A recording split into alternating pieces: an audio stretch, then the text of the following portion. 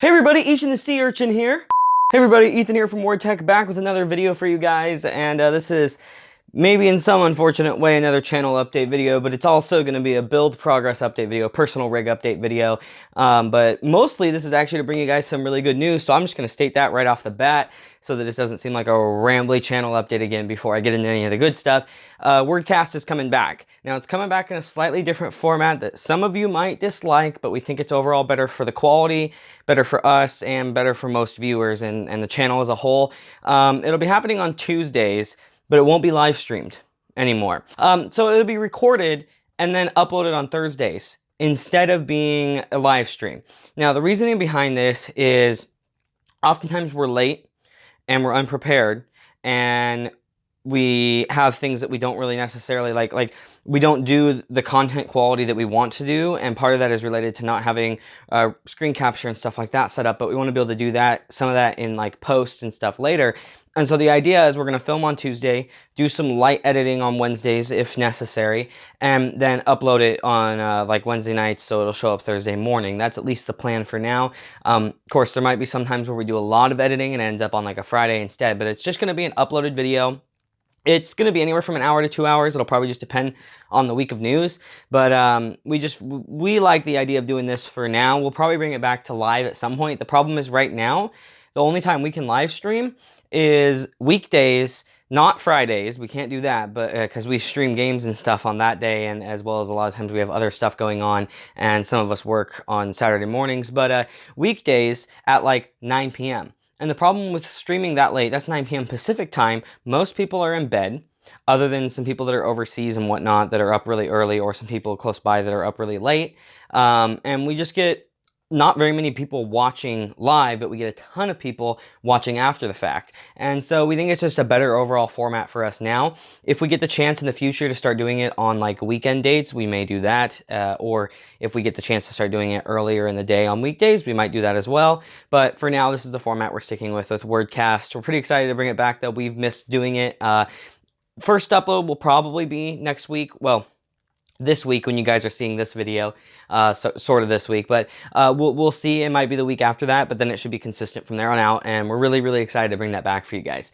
So first, before I get into my personal rig update though, I want to talk about some other content that we have coming on the channel here that I'm really excited to bring you guys. So first off, you might be able to tell in the camera here, I've gone back to all air cooling for my workstation rig here. I don't have the water cooler on there anymore, which I didn't make a dedicated video about yet, and I'm glad I didn't, because I'm going to be bringing you guys a very frustrated video regarding that, because that cooler is not working correctly. It's an Enermax Lictech TR4 edition cooler, and it worked great at first, but I'm having a lot of problems with it. I don't know if I'm going to attempt to return it, attempt to replace it. I'll probably do one or the other, but I am very frustrated with it, I'll tell you that. And in that video, I'll talk more about why I'm just going to never go with any form of water cooling on my workstation rig, on my production rig. It's maybe understandable for a gaming rig. I do have a showcase build coming up probably at the end of this year that's all about looking good, but a rig that is extremely important to both my business, my other jobs, and my well-being, so to speak. I can't have any risk of damage, and unfortunately that cooler working incorrectly, it could have damaged my CPU. Luckily it did not. So I'll be bringing you guys a video on that. I'm excited in a way to talk to you guys about that, as well as to talk to you about some other interesting things that I have going on. So a project that I'm working on, and I haven't decided exactly how I'm going to do it yet. In fact, maybe you guys can help me down in the comments down there.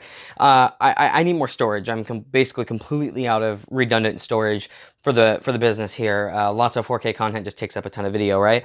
And so I've basically narrowed myself down to two options.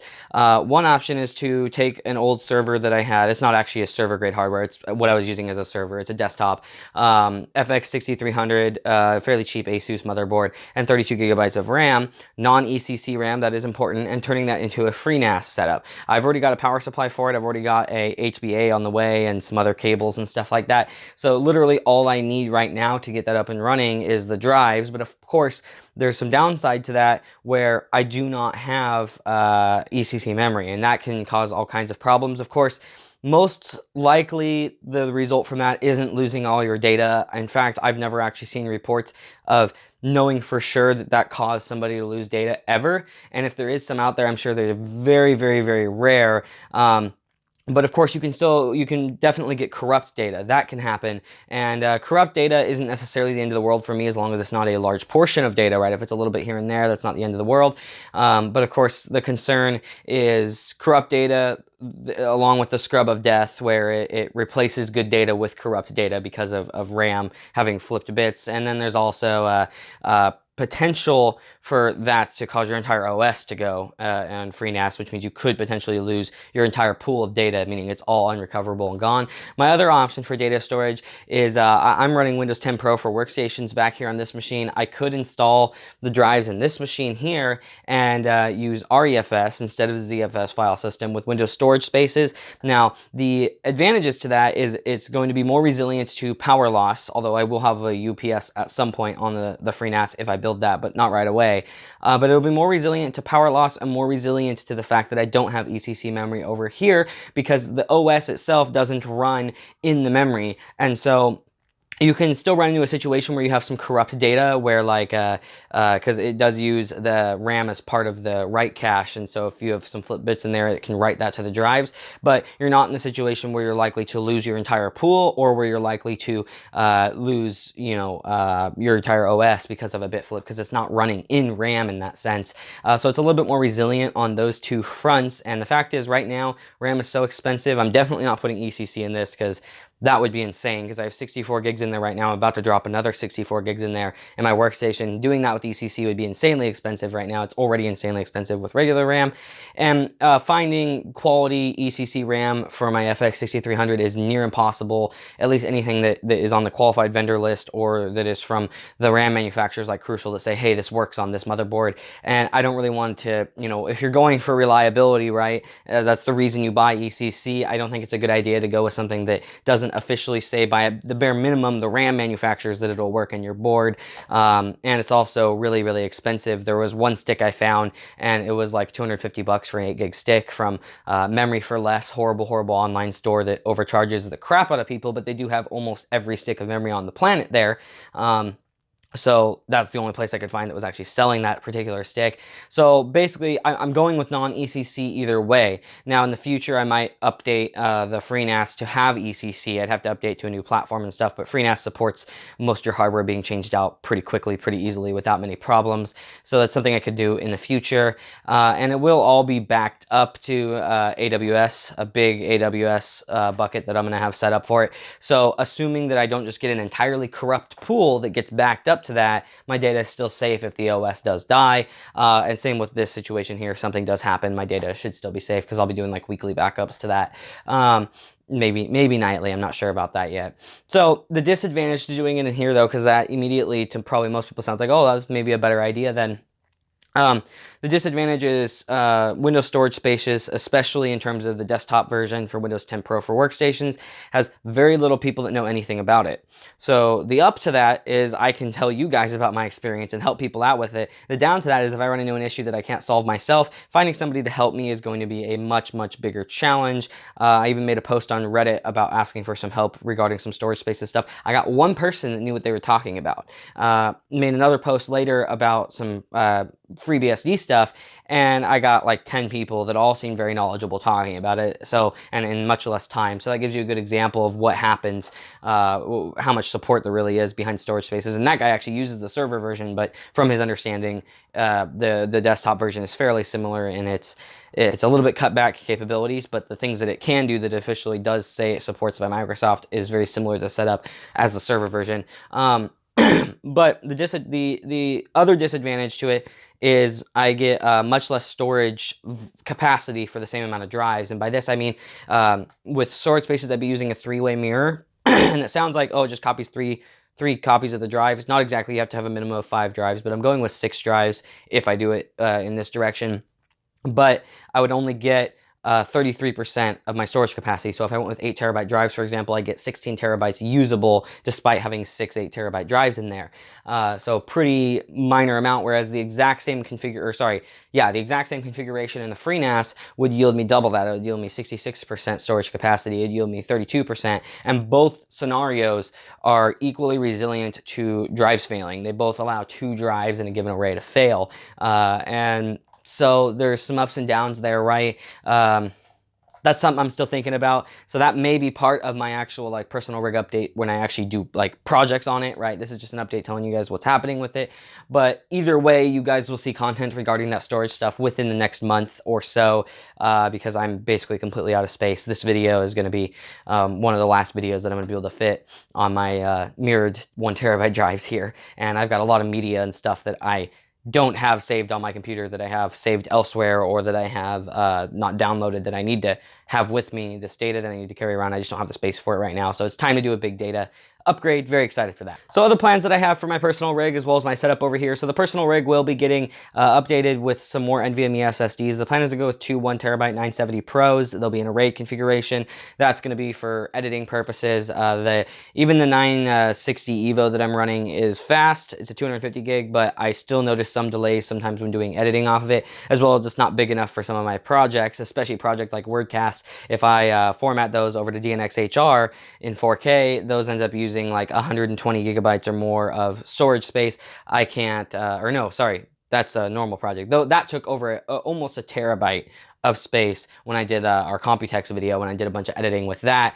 And so I had to put that on my hard drives because I don't have that much SSD space right now. And the editing experience was pretty abysmal. The point of the 250 gig that I have in there is just going to be as a scratch disk and media cache, as well as like a place that I can use for various things. But the 2 1 terabytes in RAID will be plenty to have multiple projects sitting on the SSDs at a time to be worked on, and then they get dumped off to bulk storage when I'm done with them.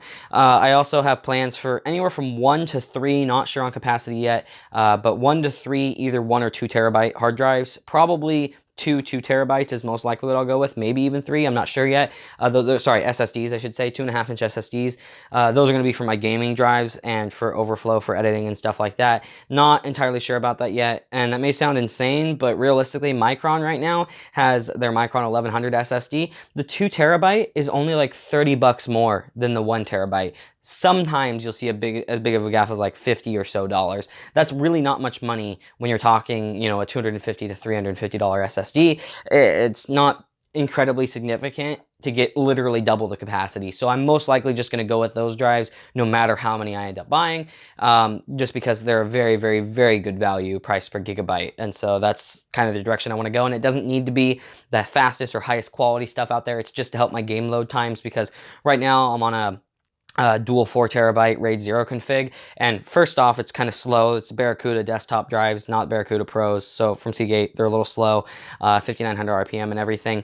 But for whatever reason, RAID 0 seems to, on hard drives, cause games to actually load inconsistently fast. And by that, I mean sometimes it'll load really quickly, in terms of like for being on a hard drive, and other times it'll take longer than if it was on its own hard drive. So my plan is to probably replace both of those with a single 8 terabyte Barracuda Pro, or maybe a 10 terabyte as my game drive Barracuda Pro. It'll be more consistent performance wise, and the SSDs is going to be for the games that I'm playing more consistently. And I know that sounds like a lot of storage, guys, but I have like almost 3 terabytes of games, and that's continuing to grow with games getting bigger and bigger, and the subscription services coming out from EA, potentially other companies in the future. It's like, oh, here's like 50 games for you. You pay $5 a month for it. It's like, where do you put all those? They're all 100 gigabyte games or whatever, right? As an example. So that's part of the reasoning behind having so much storage, is I won't have to mess with that for a long time. I'm also, like I said earlier, dropping another 64 gigabytes of RAM in this machine because this is also my server now. I've converted this machine over to my server because my server just wasn't powerful enough for the majority of server-based tasks that I needed to do, such as transcoding for Plex and MB, transcoding and ripping 4K Blu-rays, as well as just other various things like running Minecraft servers and stuff. But of course, having that all running on this machine, which is fine because this is up 24/7, but having that all on here is using more RAM. So now I'm idling at like 26, 27 gigabytes of RAM usage, and when I'm editing, I'm starting to pretty much max out my RAM very quickly, especially if I want to have Adobe Media Encoder render while I have a saved editing set in Premiere Pro open in the background, which will sit in RAM even if you're not editing with it, and I want to like stream and game at the same time. I'm just running into a situation where it's like I'm gonna run out of RAM completely. So I'm gonna be upping that, and that was a plan that I've had for a long time. Some of you that have been following for a long time already know about that. And then last, in terms of the actual system itself, is I do plan, although I'm not entirely sure yet, I've got to do more testing. I might be upgrading to the 2990X or whatever it's going to be called, the 32-core Threadripper when it comes out, assuming that it's in the $1,500 ballpark, because that's an incredible deal, I will say. If it's $2,000, I definitely will think about it a little more if I really need it. But for $1,500, it's like something I probably want to try and do. And so at that point, I'll have more processing power in this, so I don't have to worry about transcodes and stuff like that, like live 4K transcodes for Plex and Emby, taking up so much CPU resources that it cuts into streaming and editing quality if one of my family members decides to kick on a movie or something like that, right? And building a dedicated server for it is not something I want to do because that's going to cost even more money. And I'd rather have all that power in my desktop. I do like having one machine to do a lot of the work for me.